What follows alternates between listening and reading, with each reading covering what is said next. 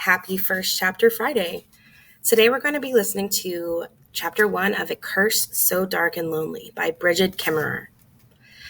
This book alternates points of view.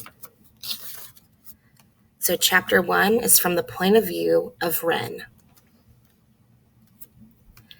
There's blood under my fingernails. I wonder how many of my people I've killed this time.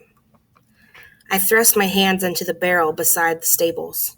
The ice-cold water bites at my skin, but the blood clings. I shouldn't bother because it will all be gone in an hour anyway, but I hate this. The blood. The not knowing. Hooves ring against the cobblestones somewhere behind me, followed by the jingle of a horse's bridle.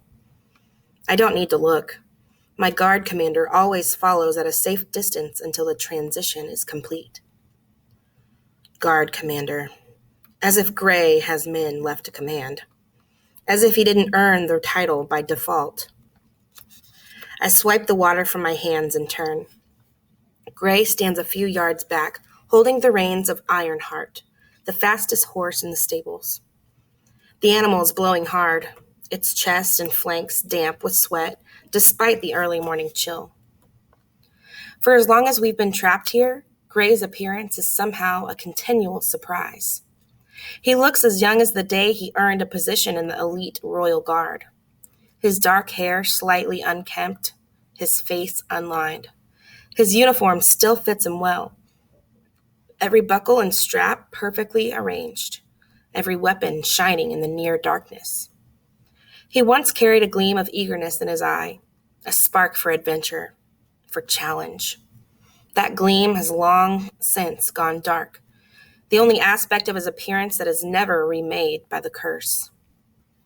I wonder if my unchanged appearance startles him too. How many? I say. None. All of your people are safe this time. This time. I should be relieved. I'm not. My people will be at risk again soon enough. And the girl? Gone, as always. I look back at the blood staining my hands, and a familiar tightness wraps around my ribcage. I turn back to the barrel and bury my hands in the water. It's so cold it nearly steals my breath. I'm covered in blood, Commander. A lick of anger curls through my chest. I killed something. As if sensing danger, his horse stomps and dances at the end of the reins. Gray puts out a hand to calm the animal. Once there would have been a stable hand rushing to take his horse, especially upon hearing my tone. Once there was a castle full of courtiers and historians and advisors who would have turned over a coin for a bit of gossip about Prince Wren, heir to the throne of Emberfall. Once there was a royal family that would have frowned on my antics. Now there's me, and there's Gray. I left a trail of human blood on the path out of the forest, he says, unaffected by my anger. He's used to this. The horse led a good chase until you fell on a herd of deer in the southernmost part of your lands. We stayed well away from the villages. That explains the condition of the animal. We traveled far tonight. I'll take the horse, I say. The sun will be up soon. Gray hands over the reins. The final hour is always the hardest, full of regret for my failure once again. As always, I just want to get this over with. Any special requests, my lord? In the beginning, I was frivolous enough to say yes. I'd specify blondes or brunettes, long legs or tiny waists. I'd wine them and woo them, and when they did not love me, another was easily found. The first time, the curse had seemed like a game.